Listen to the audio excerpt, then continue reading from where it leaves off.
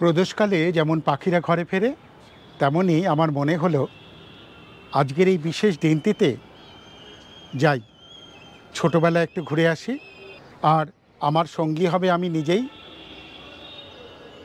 আমার ছোটোবেলাটা কেটেছে মধ্য কলকাতায়, অলিতে গলিতে ঘুরে ফিরে।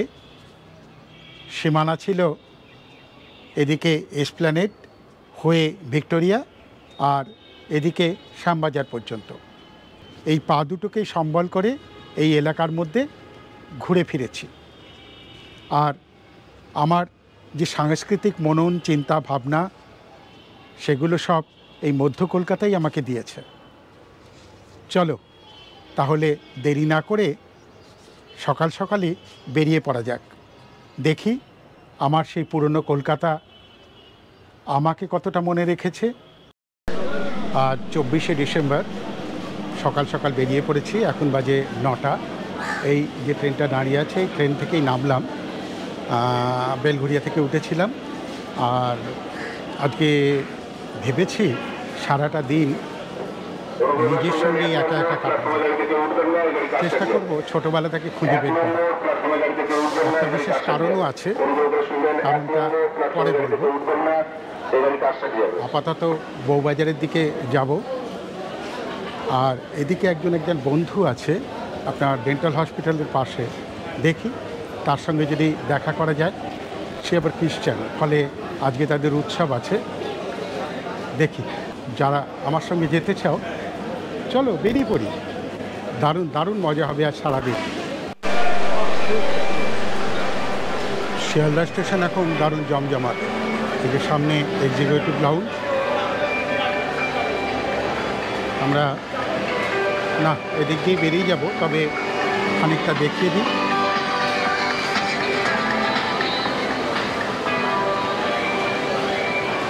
এই যে এই কেএফসির পাশে এই যে অভিবাদন লেখা আছে, এইখান দিয়েই সিঁড়ি দিয়ে ওপরে উঠে চলে যাবে। আর এইদিকে হচ্ছে শিয়ালদা দক্ষিণ শাখার ট্রেনগুলো যায়, বজবজ, ডায়মন্ড হারবার ইত্যাদি। তাহলে আমরা ফিরি।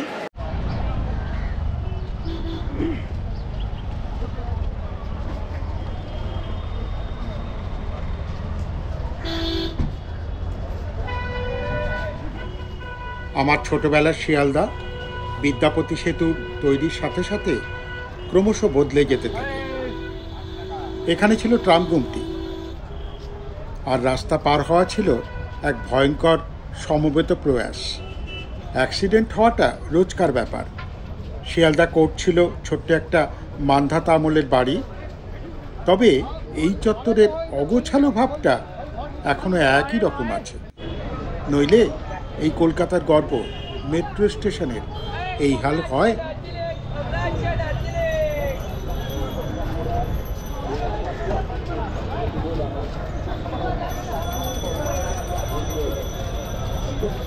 রাস্তা পার হয়ে চলে এলাম কোলে মার্কেটে।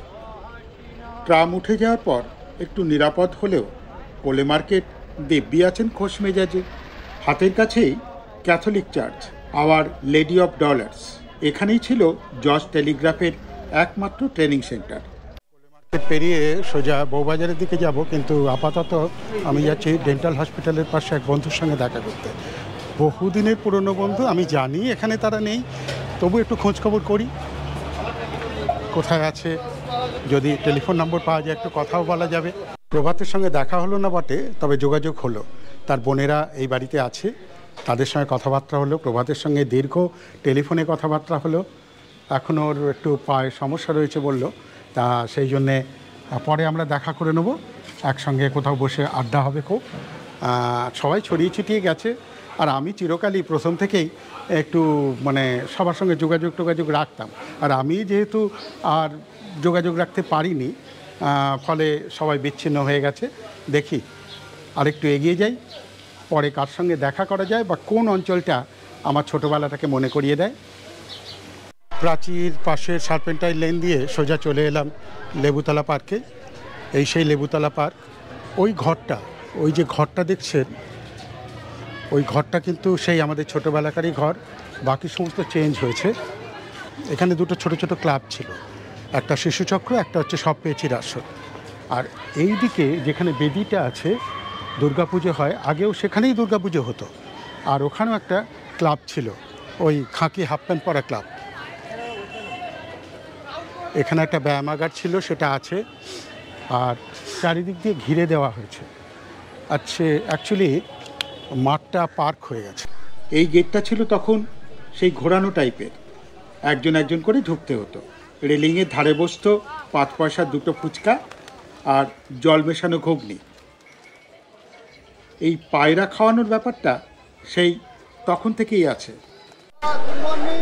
এই ভূপতিচরণ রায়ের দোকান, আর এই হচ্ছে হিদারাম ব্যানার্জি লেন।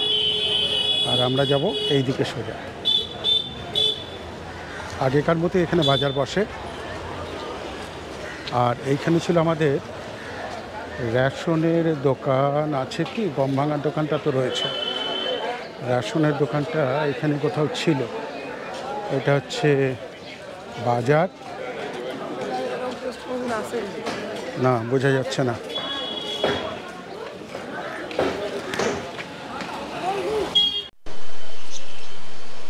এই সেই বিজলা শিলেদের বাড়ি। এখানে এখনও সেই উচ্চাঙ্গ সঙ্গীতের আসর বসে। এই দিকটা হচ্ছে মন্দির, পালা পড়ে বিভিন্ন বছরে বিভিন্ন জ্ঞাতিগোষ্ঠীর। আর রাস এখানে খুব জমজমাট করেই হয়। আমি যাব আমার এক বন্ধুর বাড়ি, পাওয়া যায় কিনা দেখি। রামকানাই অধিকারী লেন থেকে বেরোচ্ছি। খুবই দুঃখের খবর যে আমার বন্ধু দেবুকে পেলাম না। বাড়ি রয়েছে, লেটার বক্সে তার নামও রয়েছে, কিন্তু সে নেই, তার পরিবারেরই নাকি কেউ নেই, সবাই মারা গেছে। কোর্ট থেকে এখানে সিল করে দিয়েছে। যাক, এগোই আমাদের পুরনো বাড়ির দিকে, যেখানে ছোটোবেলাটা আমার কেটেছে। শশীভূষণ স্ট্রিট থেকে বেরিয়ে এলাম। এরপরে তো পরপর সোনার দোকান, আর তারই মাঝখানে ছিল আমাদের ছোটোবেলার বাড়ি, 109 নম্বর বিপিন বিহারী গাঙ্গুলি স্ট্রিট। আর তার আগে পড়বে আমার স্কুল, এই যে দেখাই যাচ্ছে বউবাজার হাই স্কুল, এই যে উল্টো দিকে দেখাচ্ছি।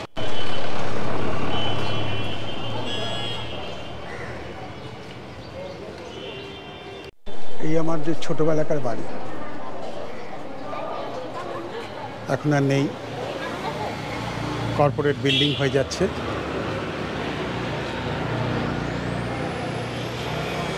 পাশের সোনার দোকানগুলো কিন্তু রয়েছে, এই যে লাহা, মহামায়া। এই হচ্ছে মদন দত্ত লেন।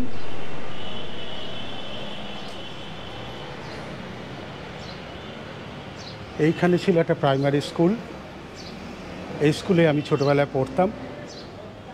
এই যে ঠাকুর দালান, স্কুল তো অনেক দিন উঠে গেছে শুনেছি। এইখানে ছিল, এইখানটায় ছিল হেডমাস্টার মশাইয়ের ঘর, আর ওই দুটোই ক্লাস হতো। আর এইগুলোই গ্যারেজগুলোও ক্লাস হতো, ও পাশে ওইগুলোও ক্লাস হতো। বিকেলবেলা যখন আমরা খেলাধুলা করতাম, তখন যে কোনো বাড়িতে গিয়ে আমরা লুকোচুরি খেলতাম। এই বাড়িটা ছিল আমাদের খেলাধুলার জায়গা, এবং সবথেকে বড় ব্যাপার এটা হচ্ছে শ্যাম লাহার বাড়ি।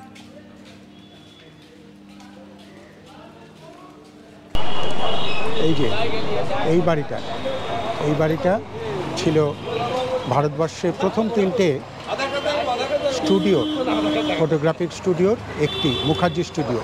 এখানেই আমার বাবা কাজ করতেন, এখান থেকেই বাবা আস্তে আস্তে ফটোগ্রাফার হয়ে উঠেছিলেন। এখানে আমরা প্রচুর যাতায়াত ছিল, এখানে পার্টি অফিস ছিল অনেকগুলো, সম্ভবত আরএসপির মনে হচ্ছে।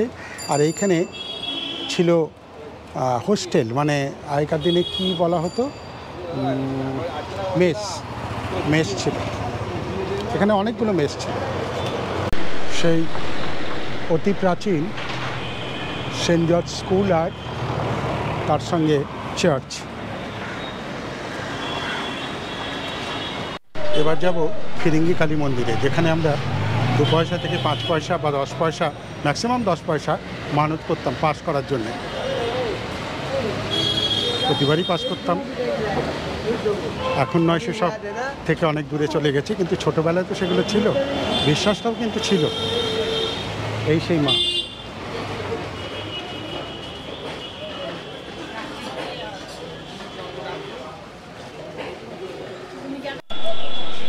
এই ফিরিঙ্গি কালী মন্দির। শেষ পর্যন্ত আমার একজন পুরনো বন্ধুকে সশরীরে পেলাম, নিরঞ্জন। ওর ডাকনাম লন্ডন। একই রকম দেখতে আছে। আমি তো একরকম নই নাকি? অনেক মোটা হয়ে গেছে। মোটা হয়ে গেছি না? আমি মোটা হয়ে গেছি, খাওয়া দাওয়া বেশি ভালো হচ্ছে। যাই হোক, আমরা এখন গল্প করি। তাহলে খুঁজে পেলাম তো, বন্ধুর সঙ্গে অনেকক্ষণ আড্ডা হলো, গল্প হলো। এবার চলছি বউ ব্যারাকে। যদিও সকালবেলা গিয়ে খুব একটা সুবিধা হবে বলে মনে হয় না, দেখা যাক ওখানে কি হয়েছে। আমি চলে এসেছি বউ ব্যারাকসে। এই যে সমস্ত আলো দিয়ে সাজানো হয়েছে,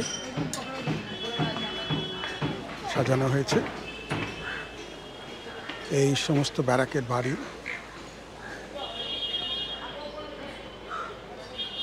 এই সমস্ত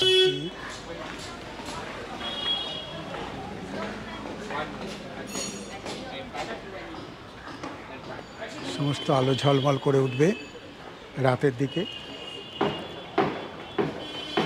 হেয়ার স্ট্রিট আর বউবাজার থানার মাঝখানে এই বউ ব্যারাকস। 6টা ব্লকে ভাগ হয়ে 3তলা লাল বাড়িগুলি দাঁড়িয়ে আছে। সবুজ জানলা, ধূসর রঙের পর্দা, আর জানলা বা বারান্দায় সময়ের বলিরেখা আঁকা মুখ। এই হলো সুদীর্ঘ বছরের অ্যাংলো ইন্ডিয়ান পাড়ার বর্তমান রূপ। প্রথম বিশ্বযুদ্ধের সময় আর্মিদের মেস হিসাবে বাড়িগুলো তৈরি হয়। আর্মিরা চলে যাওয়ার সময় অ্যাংলো ইন্ডিয়ানদের ভাড়ার বিনিময়ে বাড়িগুলি হস্তান্তর করে যায়। বর্তমানে সিআইটির আন্ডারে বাড়িগুলি থাকলেও কোনো ভাড়া আদায় হয় না, কারণ পুরনো 30 টাকার বেশি ভাড়া দিতে বাসিন্দারা এখনও রাজি নয়। উৎসবের প্রস্তুতি চলছে। আজ সন্ধ্যে থেকেই গানে, আলোয়, খাওয়ায় জমজমাট হয়ে উঠবে বউ ব্যারাকস। বিভিন্ন খাবারের দোকান খোলা হয়েছে।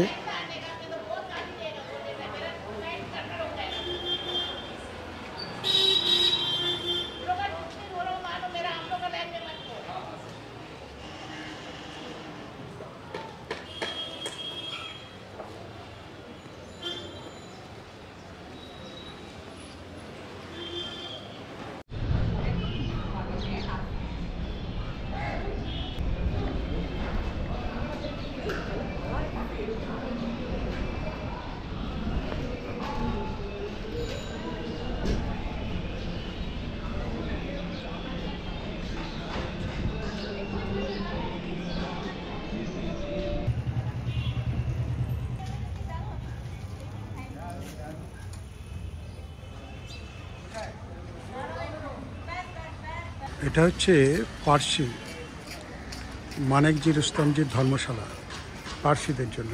এখানে গাড়ি ঢুকছে। এবার পাতাল প্রবেশ করে মেট্রো ধরে চলে এলাম পার্ক স্ট্রিট।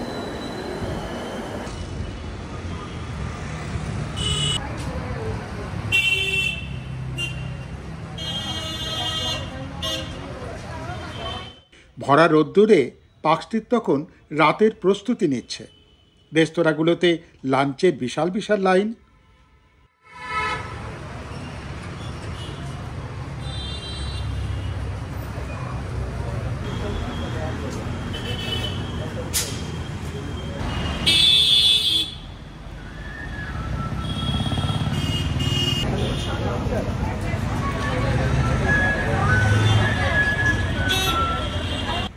সেন্ট টমাস চার্চে গিয়ে দেখলাম আপাতত শুনশান। এই অঞ্চলটা কিন্তু আগের মতোই আছে।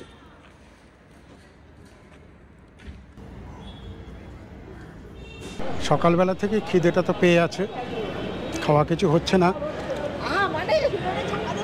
যাই হোক, ভেবেছিলাম সকালে শিয়ালদা বা বউবাজার অঞ্চলে কচুরি দিয়ে ব্রেকফাস্ট করব, সেটা তো হলো না।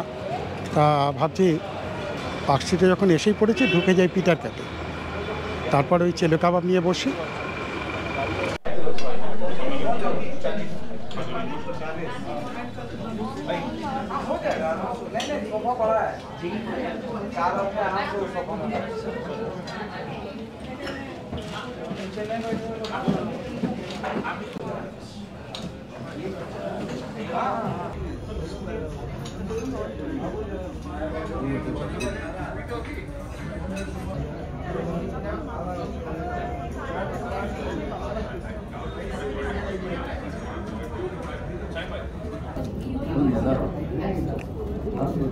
ডিম আছে, ডিমের পোচ, আর এখানে হচ্ছে কাবাব, এখানে হচ্ছে মাটন কাবাব, দুটো টমেটো, একটা শসা, মাখন আর ভাত।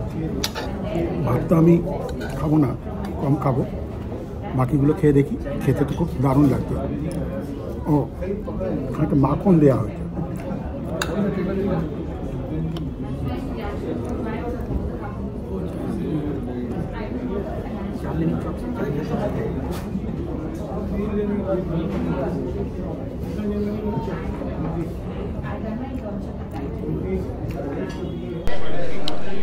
অনেকটাই ভাত দিয়েছে, কিন্তু এতটা ভাত তো খাবো না, ভাতটা রেখেই দিলাম।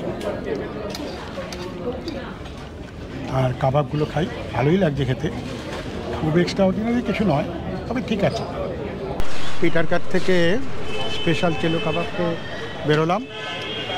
এবার যাই সেন্ট পল ক্যাথিড্রালের দিকে।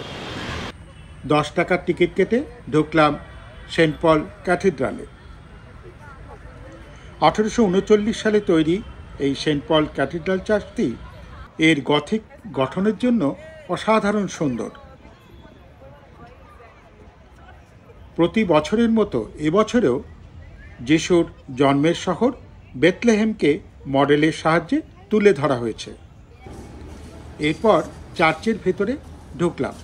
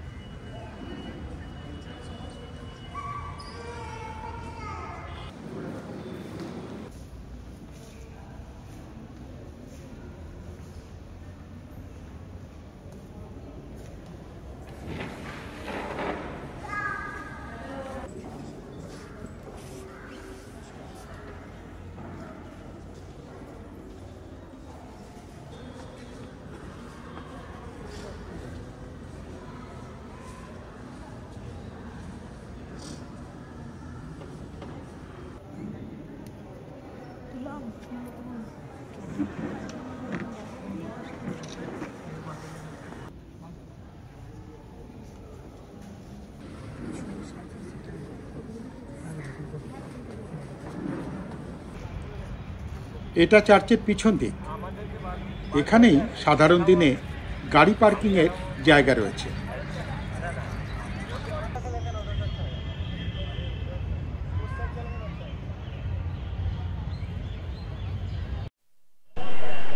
আমার পেছনে একাডেমি অফ ফাইন আর্টস। ছোটোবেলা থেকে বহুবার এসেছি। যখন বউবাজারে থাকতাম তখন হেঁটে হেঁটেই চলে আসতাম এখানে, যখন সময় সুযোগ পেতাম, বিশেষ করে বিকেলবেলায়। কারণ আমাদের ছেলেবেলাটা ওইভাবে নানা রকম অ্যাক্টিভিটিসের মধ্যে দিয়ে কাটেনি। আমাদের প্রচুর অবসর সময় ছিল এবং সেই সময় সারা কলকাতা হেঁটে বেড়াতাম আমি। তাই এখানে চলে আসতাম, যেতাম নীতিশ লাইব্রেরিতে বই নিতে, জওহরলাল মিউজিয়ামে আর একাডেমি অফ ফাইন আর্টসে কী প্রদর্শনী হচ্ছে তা দেখতে। কিন্তু খুবই আশ্চর্যের ব্যাপার, বহুদিন থাকা সত্ত্বেও আমার ওপরের গ্যালারিটা কোনো দিন দেখা হয়নি। তা আজকে সুযোগ পেয়ে গেলাম গ্যালারিটা দেখার। সুযোগ বলতে সময় পেয়ে গেলাম এবং মনে হলো আমাদের সেই ছোটোবেলার আর একটা জায়গা আমি আবিষ্কার করি। অসাধারণ সমস্ত রবীন্দ্রনাথের পেন্টিং। রবীন্দ্রনাথের পেন্টিং আমি অসাধারণ বলার কেউ নই, তুলনামূলকভাবে যারা বড় বড় শিল্পী তারা বলেই গিয়েছেন। এছাড়া সবথেকে মজার লেগেছে আমার যামিনী রায়ের ওই যে আমাদের একটা ধারণা আছে সবসময় লম্বা লম্বা চোখ আর একটা রেখার মধ্যে দিয়ে সমতল রং চাপিয়ে যে ছবি করেন এবং শেড দেন, তার থেকে একটু চড়া রং দিয়ে। সে ছাড়াও এখানে অন্য ধরনের একেবারে ইউরোপিয়ান স্টাইলের কিছু ছবি এখানে রয়েছে, বেশিরভাগই রবীন্দ্রনাথের ছবি। তাছাড়া সমসাময়িক বিভিন্ন শিল্পীর কাজ এখানে রয়েছে, পেন্টিংসও আছে, ছোট ছোট স্কাল্পচারও আছে। বেশ ভালো লাগলো, বেশ অনেকক্ষণ ধরে সময় কাটালাম। আর সবথেকে মজাই লাগলো ভানু সিংহের পত্রাবলী, অর্থাৎ রানুকে লেখা রবীন্দ্রনাথের চিঠিপত্রর অরিজিনালগুলো এখানে রয়েছে। প্রায় বেশিরভাগই আমি পড়লাম এবং বহু মজার মজার কথা রয়েছে। দারুণ হাসি পেল। একটা কথা বলা হয়নি, গ্যালারি বা মিউজিয়ামের ছবি তোলা বাড়বে। এরপর আলো জ্বলুক, তারপরে আবার বেরোবো। নন্দন রবীন্দ্র সদন চত্বরে পৌষ মেলা শুরু হয়েছে, আর লোক উৎসব কি জানি না, একটা স্টেজ বাঁধা হয়েছে, আর সেখানে হয়তো নাচ গান হবে। আর এই চারিদিকে সমস্ত মেলা, ওই যেমন গড়পড়তা মেলায় থাকে সেই রকমই আছে। কিন্তু যেটা আমার ভালো লেগেছে, মানে দারুণ করেছে, সেটা হচ্ছে কতগুলো স্টেজ। এইখানে যেমন একটা করেছে,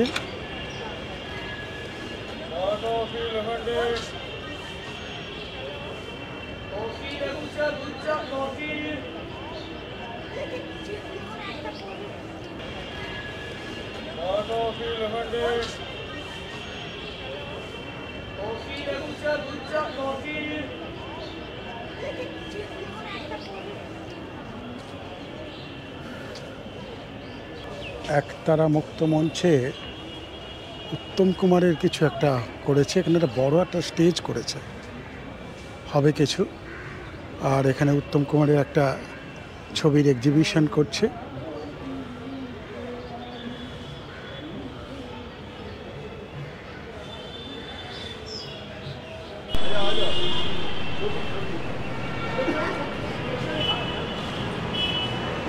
হস্তশিল্পের একটা মেলা চলছে।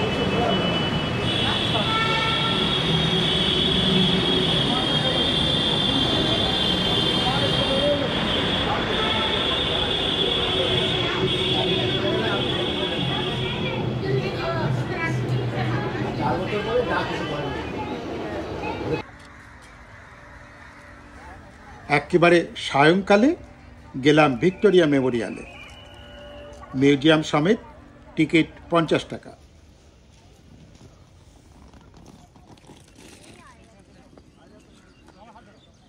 মিউজিয়ামের ভেতর আজ আর ঢুকলাম না। যুবক বেলার মতো, মানে যখন ফটোগ্রাফি নিয়ে খুব মাতামাতি করতাম, তখনকার মতো তার স্টিল ছবি তুলতে লাগলাম।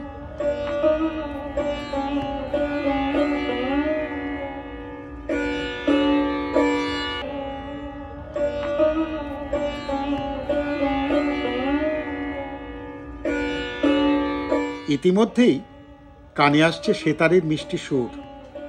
অকুস্থলে গিয়ে দেখি ওস্তাদ নিশাত খাঁ, সঙ্গে তবলায় পণ্ডিত তন্ময় বোস।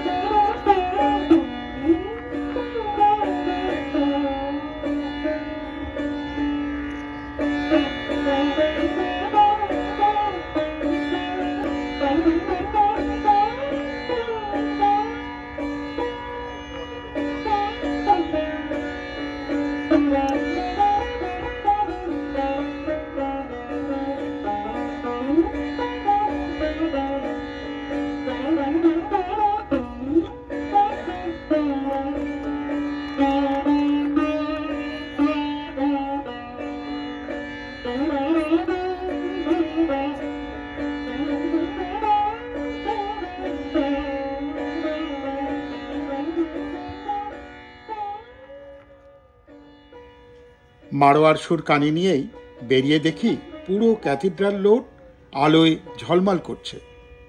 মানুষ আর খাওয়া দাওয়ার মেলা বসে গেছে।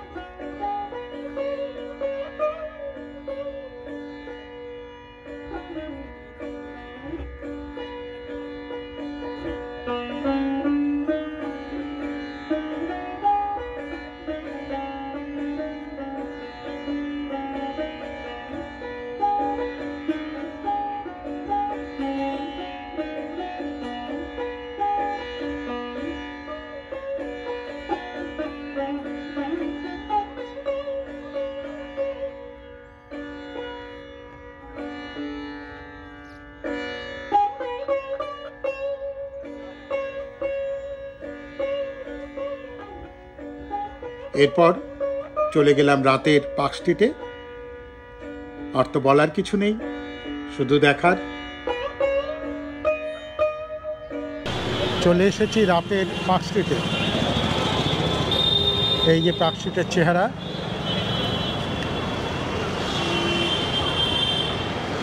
এই যে হচ্ছে পার্ক স্ট্রিটের শুরু।